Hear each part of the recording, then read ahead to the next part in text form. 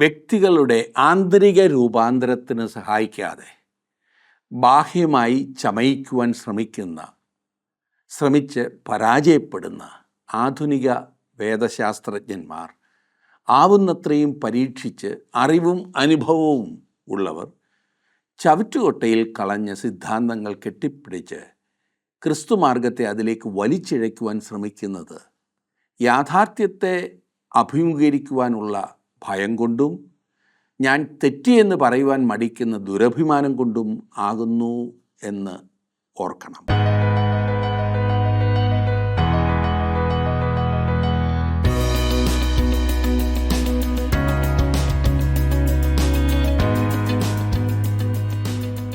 ജീവസന്ദേശത്തിൻ്റെ കേൾവിക്കാരെ ബൈബിളിലെ പുതിയൊരു പുസ്തകത്തിൻ്റെ പഠനത്തിലേക്ക് ഞങ്ങൾ സ്വാഗതം ചെയ്യുന്നു. അപ്പോസ്തലനായ പൗലോസ് കൊലോസിയയിലുള്ള ക്രിസ്തുസഭയ്ക്ക് എഴുതിയ ലേഖനമാണ് നമ്മൾ ഇന്നു മുതൽ പഠിക്കുവാൻ പോകുന്നത്.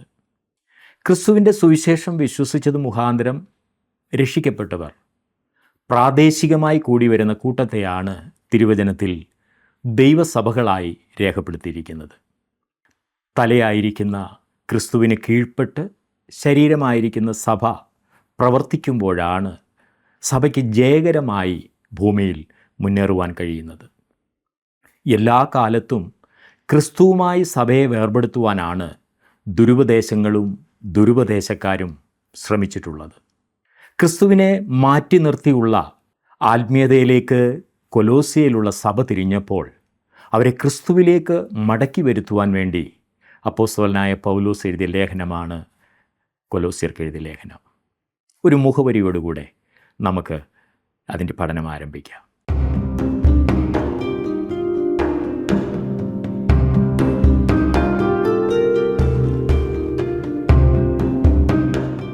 കൊലോസ്യ ലേഖന പഠനമാണ് നാം ഇനിയും ആരംഭിക്കുന്നത്.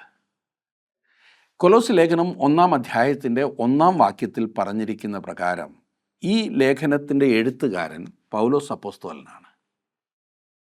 ഫിലിപ്പിയ ലേഖനത്തിലെ പോലെ തന്നെ കൊലോസ്യ ലേഖനവും കാരാഗ്രഹ ലേഖനങ്ങളിലൊന്നാണ്.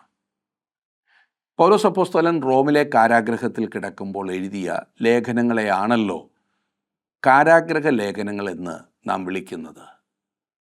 എഫേസ്യ ലേഖനം, ഫിലിപ്പ് ലേഖനം, കൊലോസ്യ ലേഖനം, ഫിലോമോൻ എഴുതിയ ആ ചെറിയ ലേഖനം, ഇവയാണ് കാരാഗ്രഹ ലേഖനങ്ങളിൽ ഉൾപ്പെടുന്നത്.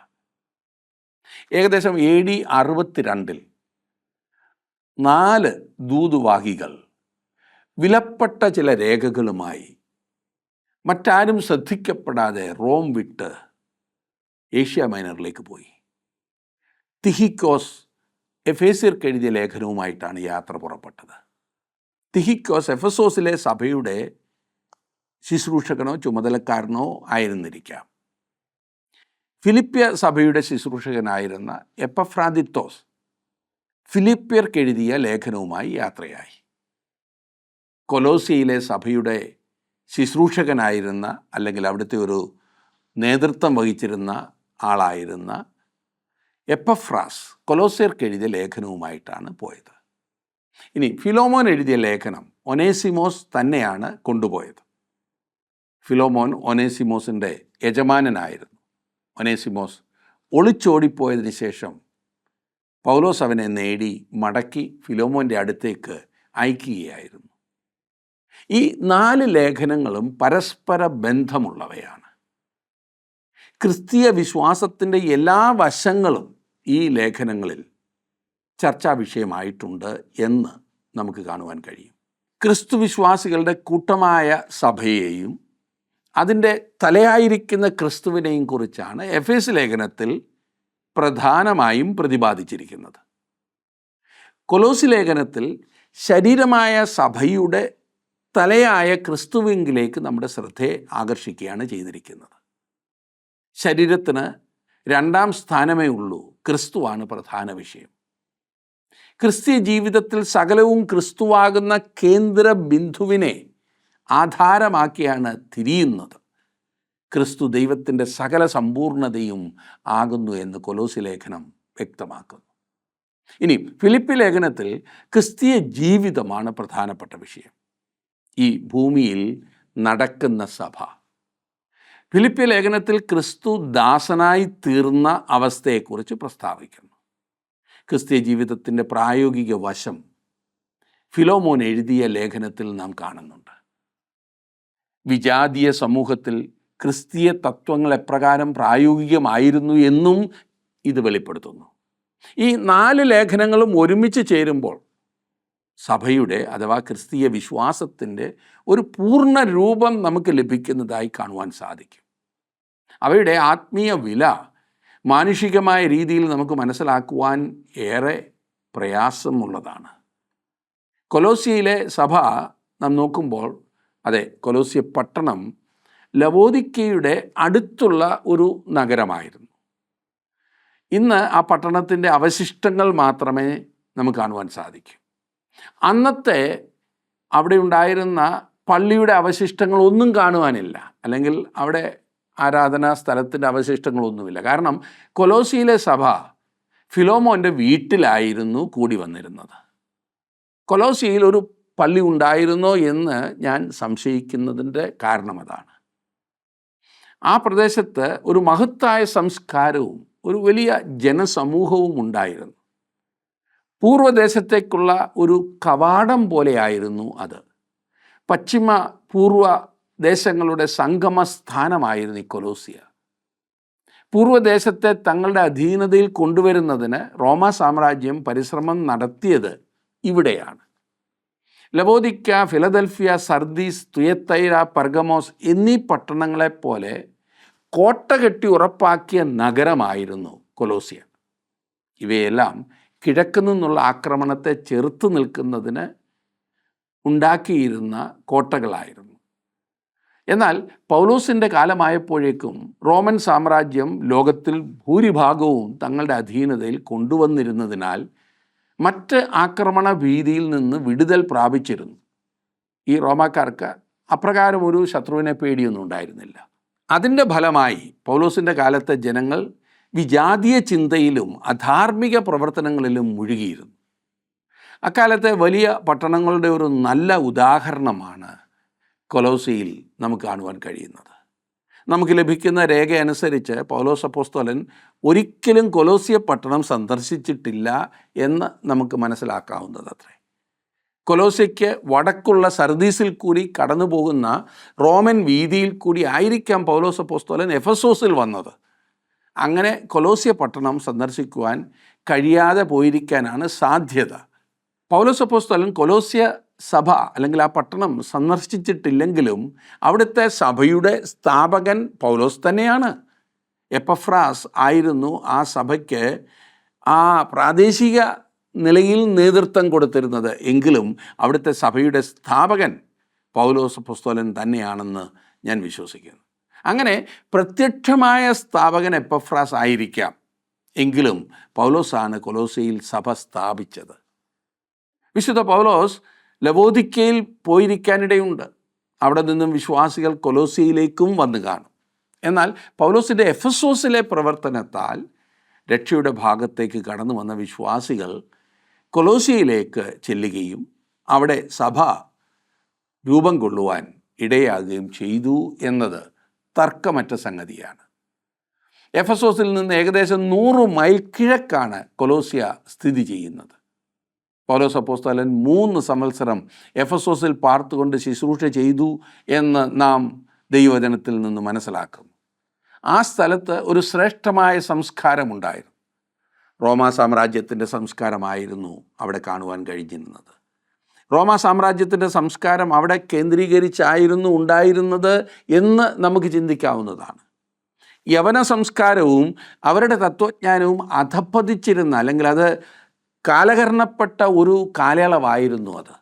എന്നാൽ യവന സംസ്കാരം അന്ന് ഏഷ്യ മൈനറിൽ, അതായത് ഇന്ന് തുർക്കി എന്നറിയപ്പെടുന്ന പ്രദേശത്ത് പ്രാബല്യം പ്രാപിച്ചിരുന്നു. അവിടെയാണ് പൗലോസ് അപ്പോസ്തലൻ തൻ്റെ സഹപ്രവർത്തകരുമായി അധികം വേല ചെയ്തത്. പൗലോസ് അപ്പോസ്തലനോടൊപ്പം മർക്കോസും ബർന്നബാസും ശീലാസും തിമത്തിയോസും മറ്റ് അപ്പോസ്തലന്മാരും ഉണ്ടായിരുന്നിരിക്കണം. യോഹന്നാൻ അപ്പോസ്തലൻ പിൽക്കാലത്ത് എഫെസോസിലെ സഭയുടെ അധ്യക്ഷനായി തീർന്നു എന്ന് നമുക്കറിയാമല്ലോ. കൊലോസ്യയിലെ പ്രശ്നത്തെക്കുറിച്ച് നാം കാണുമ്പോൾ ഏഷ്യ മൈനർ പ്രദേശം ഒരു വലിയ സാംസ്കാരിക കേന്ദ്രമായിരുന്നു എങ്കിൽ തന്നെ അത് അവിശ്വാസത്തിൻ്റെയും പ്രാകൃത മതവിശ്വാസത്തിൻ്റെയും നിഗൂഢ മതത്തിൻ്റെയും ഒക്കെ കേന്ദ്രമായിരുന്നു. ജ്ഞാനവാദവും അവിടെ പ്രചരിച്ചു തുടങ്ങിയിരുന്നു. ക്രിസ്തീയ സഭയ്ക്ക് അഭിമുഖീകരിക്കേണ്ടതായി വന്ന ആദ്യത്തെ ദുരുപദേശമാകുന്നു ഈ ജ്ഞാനവാദം, നോസ്റ്റിസിസം.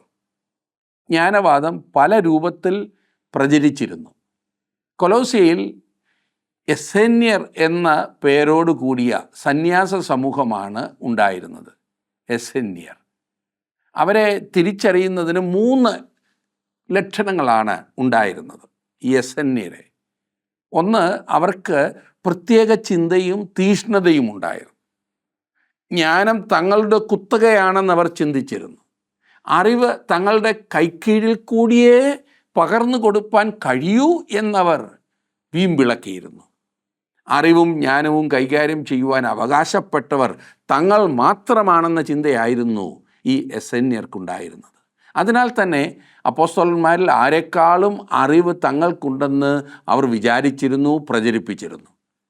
അതിനാൽ കൊലോസ്യ ലേഖനം 1-ാമത്തെ അധ്യായത്തിൽ പൗലോസ് അവർക്കൊരു മുന്നറിയിപ്പ് കൊടുക്കുന്നുണ്ട്.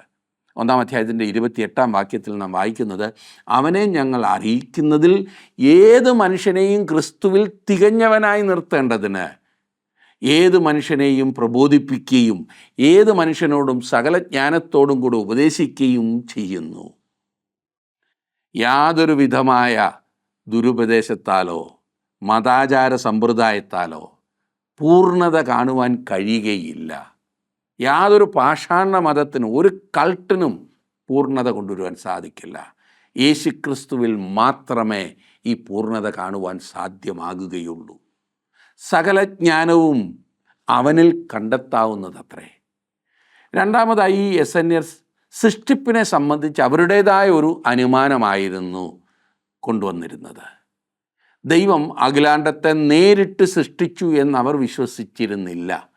ദൈവം ഒരു ജീവിയെ സൃഷ്ടിച്ചു, അത് പിന്നെ മറ്റൊന്നിനെ സൃഷ്ടിച്ചു, അങ്ങനെ അവസാനം ഒരു ജീവി ഭൗതിക ലോകത്തെ അല്ലെങ്കിൽ പ്രപഞ്ചത്തെ സൃഷ്ടിച്ചു എന്നാണ് അവർ വിശ്വസിച്ചിരുന്നത്. ഈ സൃഷ്ടിപ്പിൻ്റെ നീണ്ട പരമ്പരയിലെ ഒരു സൃഷ്ടിയായിട്ടാണ് അവർ ക്രിസ്തുവിനെയും കണ്ടിരുന്നത്. ഇത് ഗ്രീക്ക് തത്വശാസ്ത്രത്തിലെ സർവദേവവാദത്തിൽ വിശ്വകർമാവ് എന്നറിയപ്പെടുന്നതാകുന്നു.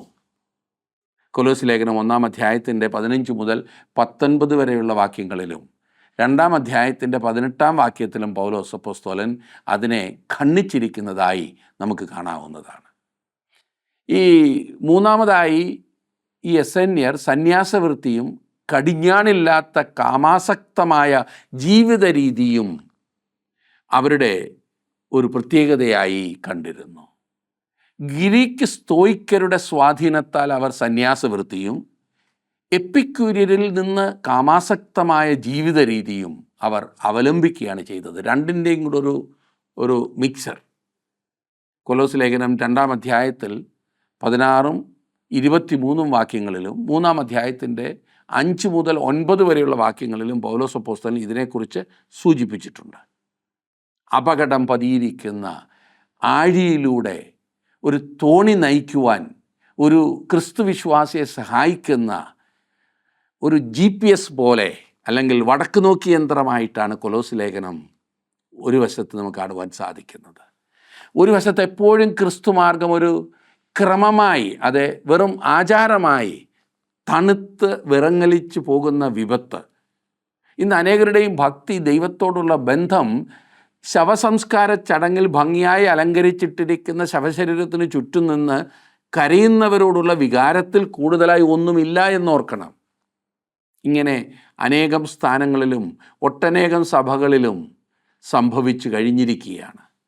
അവിടെയൊക്കെ ക്രിസ്തുമാർഗം എന്നാൽ, ക്രിസ്തീയ ആരാധന എന്നാൽ ഒരു പതിവ് ക്രമത്തിലൂടെ പോകുന്നത് ഒഴിച്ച് മറ്റൊന്നുമല്ല. ഇത് ഏതെങ്കിലും ഒരു പ്രത്യേക സഭാവിഭാഗത്തിൻ്റെ പ്രശ്നമല്ല. അതല്ല ഞാൻ പറയുന്നത്. മിക്കവാറും എല്ലായിടത്തും ഈ മരവിച്ച സ്ഥിതി കാണാവുന്നതാണ്. ഒരുപാട് ശബ്ദമുണ്ടാക്കിയത് കൊണ്ടോ ബഹളമുണ്ടാക്കിയത് കൊണ്ടോ ജീവനുണ്ട് എന്നുള്ള അർത്ഥവും ഇല്ല. ജീവിതം ആകെ തെറ്റിയാലും സാരമില്ല. ആരാധനാക്രമത്തിലെ ഒരു വരി തെറ്റിയാൽ, ഒരു അക്ഷരം തെറ്റിയാൽ ആകെ തകർന്നു എന്ന് ചിന്തിക്കുന്ന ആ അവസ്ഥ. ഹൃദയമിടാതുള്ള ഭക്തി, ജീവിതമില്ലാത്ത മാർഗം, ഏതോ ചില ആചാരങ്ങളിൽ ഒതുങ്ങി നിൽക്കുന്ന ദൈവഭക്തി, ഇത് അർത്ഥശൂന്യമാണ്, ദൈവം അംഗീകരിക്കാത്തതാണ്. ഇനി മറുവശത്ത് ക്രിസ്തുമാർഗം ഒരു സിദ്ധാന്തമായി, ഒരു തത്വശാസ്ത്രമായി ബാഷ്പീകരിക്കപ്പെട്ടു പോകുന്നു. അതെ, ലിബറൽ ദൈവശാസ്ത്രത്തെ പഠിപ്പിക്കുന്ന ഒരു മനുഷ്യൻ എന്നോട് ഒരിക്കൽ പറഞ്ഞു, താങ്കളുടെ ഉത്തേജന സിദ്ധാന്തം ഏതാണ് എന്ന്. ഞാൻ പറഞ്ഞു, എനിക്ക് ഉത്തേജനം നൽകുന്നത് ഒരു സിദ്ധാന്തമല്ല, ദൈവവചനം സ്വയം സമർത്ഥിക്കുന്നത് പോലെ അത് ദൈവ വെളിപ്പാടാകുന്നു എന്ന് ഞാൻ വിശ്വസിക്കുന്നു. അതൊരു സിദ്ധാന്തമല്ല. പ്രേരിത സിദ്ധാന്തത്തെക്കുറിച്ചും പാപപരിഹാര സിദ്ധാന്തത്തെക്കുറിച്ചും എല്ലാം ആളുകൾ സംസാരിക്കുന്നത് നാം കേൾക്കാറുണ്ടല്ലോ. അതത്രേ ക്രിസ്തുമാർഗം ഒരു തത്വശാസ്ത്രമായി ബാഷ്പീകരിക്കപ്പെട്ടു പോകുന്ന അവസ്ഥ. 1 രൂപ കിട്ടിയാൽ അതിൻ്റെ കൂടെ ഒന്നുകൂടെ കടം വാങ്ങി കള്ളു കുടിക്കുകയും വേശ്യാലയത്തിലും ചീട്ട് കളിച്ചും കളയുന്ന മനുഷ്യന് ആടിനെ വാങ്ങിക്കൊടുക്കുകയും കോഴിയെ വാങ്ങിക്കൊടുക്കുകയും വീട് വെച്ച് കൊടുക്കുകയും ചെയ്യുന്ന സിദ്ധാന്തമായി അനേകർക്കും ക്രിസ്തുമാർഗം അധപ്പതിച്ചിരിക്കുകയാണ്. വ്യക്തികളുടെ ആന്തരിക രൂപാന്തരത്തിന് സഹായിക്കാതെ ബാഹ്യമായി ചമയിക്കുവാൻ ശ്രമിക്കുന്ന, അല്ലെങ്കിൽ ശ്രമിച്ച് പരാജയപ്പെടുന്ന ആധുനിക വേദശാസ്ത്രജ്ഞന്മാർ, ആവുന്നത്ര പരീക്ഷിച്ച് അറിവും അനുഭവവും ഉള്ളവർ ചവിറ്റുകൊട്ടയിൽ കളഞ്ഞ സിദ്ധാന്തങ്ങൾ കെട്ടിപ്പിടിച്ച് ക്രിസ്തുമാർഗത്തെ അതിലേക്ക് വലിച്ചിഴയ്ക്കുവാൻ ശ്രമിക്കുന്നത് യാഥാർത്ഥ്യത്തെ അഭിമുഖീകരിക്കുവാനുള്ള ഭയം കൊണ്ടും ഞാൻ തെറ്റി എന്ന് പറയുവാൻ മടിക്കുന്ന ദുരഭിമാനം കൊണ്ടുമല്ലേ സുഹൃത്തെ? അതെ, ഈ കപട നാടകം ക്രിസ്തുമാർഗത്തിന് വെളിയിൽ പോരെ. ഈ ലേഖന പഠനത്തിൽ താങ്കൾ എന്നോടൊപ്പം ഉണ്ടാകും എന്ന് ഞാൻ വിശ്വസിക്കുന്നു. കൊലോസി ലേഖനത്തിൻ്റെ ദൂത് നാം കാണുമ്പോൾ ക്രിസ്തീയ സഭയ്ക്ക് 2 അപകട സാധ്യതയാകുന്നു ഉള്ളത് എന്ന് കാണുവാൻ സാധിക്കും. ഒന്ന്, സഭ തണുത്ത് വെറും ആചാരാനുഷ്ഠാനങ്ങളായി മാറുക എന്നതത്രേ. മറ്റേത്, യുക്തിവാദത്തിൻ്റെ മറവിൽ യാതൊരു യുക്തിയുമില്ലാതെ തത്വജ്ഞാനത്തിലും ആവിയായി നഷ്ടപ്പെട്ടു പോകുന്ന അവസ്ഥയാണ്. താൻ ജീവൻ്റെ ജലമാകുന്നു എന്ന് യേശുക്രിസ്തു പറഞ്ഞ കാര്യം താങ്കൾ ഓർക്കുന്നുണ്ടല്ലോ. ഞാൻ ജീവൻ്റെ മഞ്ഞുകെട്ടിയാണെന്നോ ഞാൻ ജീവൻ്റെ നീരാവിയാകുന്നു എന്നോ അല്ല കർത്താവ് പറഞ്ഞത്. അവൻ ജീവൻ്റെ ജലമാകുന്നു, ജീവൻ്റെ ഊഷ്മാവിലുള്ള ജലം. ഉറഞ്ഞു കട്ടിയാകുന്നതോ തിളച്ചാവിയാകുന്നോ അവസ്ഥയല്ല. മഹത്വത്തിൻ്റെ പ്രത്യാശയായ ക്രിസ്തു നിങ്ങളിൽ ഇരിക്കുന്നു എന്നതാണ് ജീവൻ്റെ ജലം. കൊലോസി ലേഖനം 1-ാം അധ്യായത്തിൻ്റെ 27-ാം വാക്യത്തിൽ നാം അത് കാണുന്നുണ്ട്. ക്രിസ്തു താങ്കളിൽ ജീവിക്കേണ്ടതാണ്. നിങ്ങൾ ജീവിക്കുന്ന സ്ഥാനങ്ങളിൽ കൂടി അവൻ നടക്കാൻ ഇടയാകണം. നാം ജീവിക്കുന്ന ഇടങ്ങളിൽ ക്രിസ്തുവിനെ കാണുവാൻ ഇടയാവുകയാണ് ക്രിസ്തീയ സഭയെക്കുറിച്ച് ദൈവം ഉദ്ദേശിക്കുന്നത്. അതത്ര ക്രിസ്തു മാർഗം. ക്രിസ്തുവിനോട് എന്തെങ്കിലും കൂട്ടിച്ചേർക്കുകയോ ക്രിസ്തുവിൽ നിന്നും എന്തെങ്കിലും കുറച്ച് കളയുകയോ ചെയ്യുന്ന അപകടം എപ്പോഴും ഉണ്ടായിട്ടുണ്ട്. ഏറ്റവും പഴയ ദുരുപദേശം ഏറ്റവും പുതിയ ദുരുപദേശം തന്നെയാണെന്ന് നാം മറക്കരുത്. ഗണിതശാസ്ത്രത്തിലെ കൂട്ടുകയും കുറയ്ക്കുകയും ചെയ്യുന്ന ഒരു പ്രശ്നമല്ല ക്രിസ്തുമാർഗം. ക്രിസ്തുമാർഗം ക്രിസ്തുവാകുന്നു. കൊലോസി ലേഖനത്തിൽ വിശുദ്ധ പൗലോസ് പഠിപ്പിക്കുന്നത് ഇതത്രേ: അവനിലല്ലോ ദൈവത്തിൻ്റെ സർവസമ്പൂർണതയും ദേഹരൂപമായി വസിക്കുന്നത് എന്ന് 2-ാം അധ്യായത്തിൻ്റെ 9-ാം വാക്യത്തിൽ നാം വായിക്കുന്നു. നിങ്ങൾക്ക് ആവശ്യമുള്ളതെല്ലാം ക്രിസ്തുവിൽ കണ്ടെത്താവുന്നതാണ്. വില്യം സാൻഡേ എന്ന ഭക്തൻ ഇപ്രകാരം രേഖപ്പെടുത്തിയിട്ടുണ്ട്. വില്യം സാൻഡേ എഫേസ്യ ലേഖനത്തിൽ പ്രധാന വിഷയം സഭയാകുന്നു. അവിടെ നിന്നും സഭയുടെ തലയാകുന്ന ക്രിസ്തുവിങ്കലേക്ക് ചിന്ത ഉയർന്നുയർന്നു പോകുന്നു. കൊലോസി ലേഖനത്തിലാകട്ടെ ക്രിസ്തുവാകുന്നു പ്രധാന വിഷയം. അവിടെ നിന്നും ക്രിസ്തുവിൻ്റെ ശരീരമാകുന്ന സഭയിലേക്ക് ചിന്ത താഴ്ന്നിറങ്ങി വരുന്നു. ഈ ലേഖനത്തിലെ പ്രസക്തമായ ചിന്ത ക്രിസ്തു സകലവുമാകുന്നു എന്നതത്രേ. മനോഹരമല്ലേ? ഈ വലിയ അനുഭവം ഉണ്ടായിരുന്നതിനാലാണ് നമ്മുടെ സാധു കൊച്ചുപദേശി പാടിയത്: എൻ്റെ സമ്പത്തെന്ന് ചൊല്ലുവാൻ വേറെയില്ലൊന്നും, യേശു മാത്രം സമ്പത്താകുന്നു എന്ന്. യേശുവിനെ നിങ്ങളുടെ എല്ലാമായി കണ്ടെത്തുവാൻ കഴിഞ്ഞ ഭാഗ്യം, ഇത് ഇല്ലാത്തതാണ് ഇന്നത്തെ പ്രശ്നം സുഹൃത്തെ. ചാൾസ് സ്പർജൻ എന്ന വലിയ പ്രസംഗകൻ ഇപ്രകാരം പറഞ്ഞു: നിന്റെ ഒന്നുമില്ലായ്മയിലേക്ക് നോക്കുക, വിനയപ്പെടുക. എന്നാൽ നിന്റെ വലിയ പ്രതിനിധിയായ ക്രിസ്തുവിങ്കിലേക്ക് നോക്കുക, സന്തോഷമായിരിക്കുക, ആഹ്ലാദിക്കുക. നിങ്ങളെ അവനിൽ കാണുവാൻ സാധിക്കുമെങ്കിൽ അനേകം മനോവേദനകളിൽ നിന്നും രക്ഷപ്പെടുവാൻ അത് താങ്കളെ സഹായിക്കും.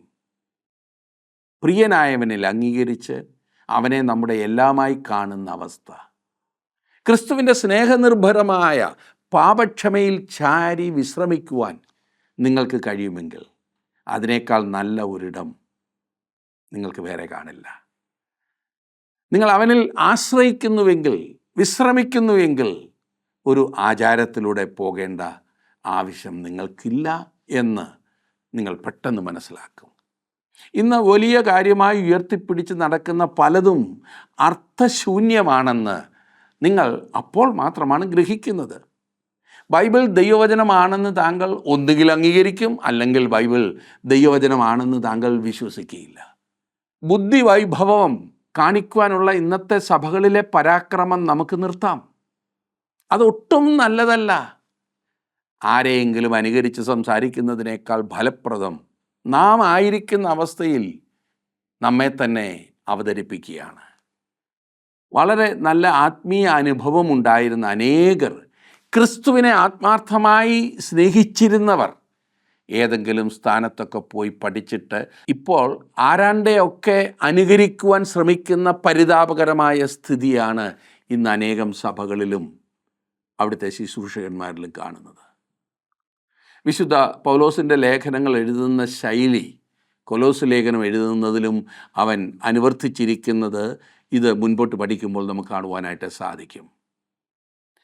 ആ ശൈലി ആദ്യം ഉപദേശപരമായ കാര്യങ്ങൾ വിവരിച്ച് തന്നതിന് ശേഷം പ്രായോഗികമായ കാര്യങ്ങൾ സംസാരിക്കുന്നതാണ്. കൊലോസ് ലേഖനത്തിൻ്റെ ആദ്യത്തെ 2 അധ്യായങ്ങളിൽ ഉപദേശപരമായ കാര്യങ്ങളും 3ഉം 4ഉം അധ്യായങ്ങളിൽ പ്രായോഗികമായ കാര്യങ്ങളുമാകുന്നു വിശുദ്ധ പൗലോസ് സംസാരിക്കുന്നത്. ഞാൻ പെട്ടെന്ന് ആ വിഷയങ്ങളൊന്ന് പറയാം. 1-ാം അധ്യായത്തിൻ്റെ ആദ്യത്തെ 8 വാക്യങ്ങളിൽ മുഖവുരയാണ് നാം കാണുന്നത്. 1-ാം അധ്യായത്തിൻ്റെ 9 മുതൽ 14 വരെയുള്ള വാക്യങ്ങളിൽ പൗലോസിൻ്റെ പ്രാർത്ഥനയാണ് വിഷയം. 1-ാം അധ്യായത്തിൻ്റെ 15 മുതൽ 19 വരെയുള്ള വാക്യങ്ങളിൽ ക്രിസ്തുവിൻ്റെ ആളത്വം ആകുന്ന വിഷയം. പിന്നീട് 1-ാം അധ്യായത്തിൻ്റെ 20 മുതൽ 23 വരെയുള്ള വാക്യങ്ങളിൽ പാപികൾക്ക് വേണ്ടിയുള്ള ക്രിസ്തുവിൻ്റെ വസ്തുനിഷ്ഠമായ പ്രവൃത്തിയാണ് വിഷയം.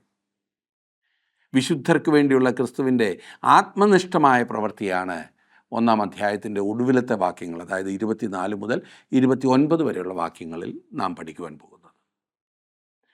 ഇനിയും ക്രിസ്തു തത്വശാസ്ത്രത്തിനുള്ള മറുപടിയാകുന്നു എന്ന് 2-ാം അധ്യായത്തിൻ്റെ 1 മുതൽ 15 വരെയുള്ള വാക്യങ്ങളിൽ നാം കാണും.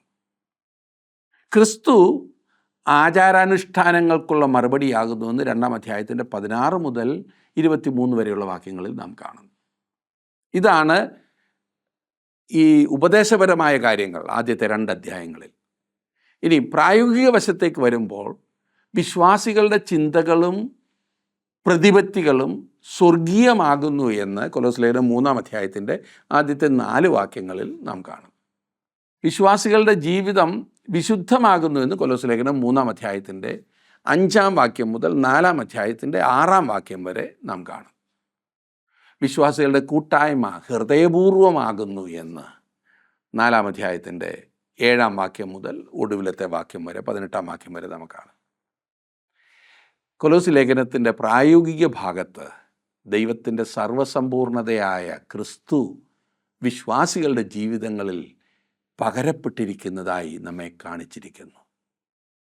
ഈ സുഗന്ധച്ചെപ്പ് ഇന്ന് പൊട്ടേണ്ടത് ആവശ്യമായിരിക്കുന്നു. ലോകം ചിലത് കണ്ടാൽ മാത്രം പോരാ, ലോകത്തിന് ചിലത് മണക്കുക കൂടി വേണം.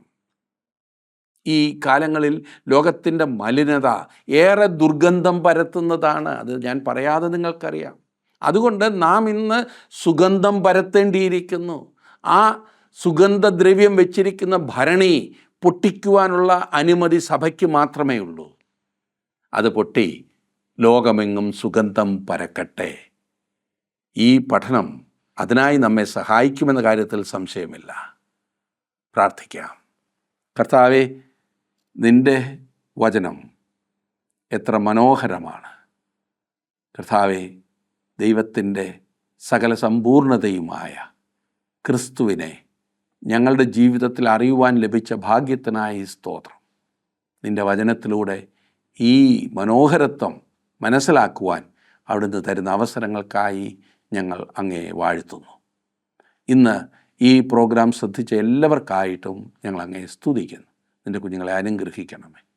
കർത്താവേ, ക്രിസ്തു ഉയർത്തപ്പെടുവാൻ, ക്രിസ്തുവിലൂടെ അവൻ്റെ ഭാവമുള്ളവർ അനേകരുണ്ടാകുവാൻ തക്കവണ്ണം ഞങ്ങളുടെ ഈ പഠനത്തിലൂടെ സഹായിക്കണമേ. ഞങ്ങളുടെ സമൂഹം അതുകൊണ്ട് മാറ്റപ്പെടുവാൻ, ഞങ്ങൾ ക്രിസ്തുവിൻ്റെ ഭാവത്തോടുകൂടെ ജീവിക്കുവാൻ അവിടെ ഞങ്ങളെ ഒരുക്കണമേ. ഇന്ന് വചനം കേട്ട ഓരോരുത്തരെ അതിനായി നീ ശക്തീകരിക്കണമേ. അവിടെ ഞങ്ങളോട് തുടർന്നും സംസാരിക്കണമേ. യേശു ക്രിസ്തുവിൻ്റെ നാമത്തിൽ ഞങ്ങൾ അപേക്ഷിക്കുന്നു, കേൾക്കുമാറാകണമേ. ആമേൻ. ദൈവം നിങ്ങളെ അനുഗ്രഹിക്കട്ടെ. വീണ്ടും കാണാം.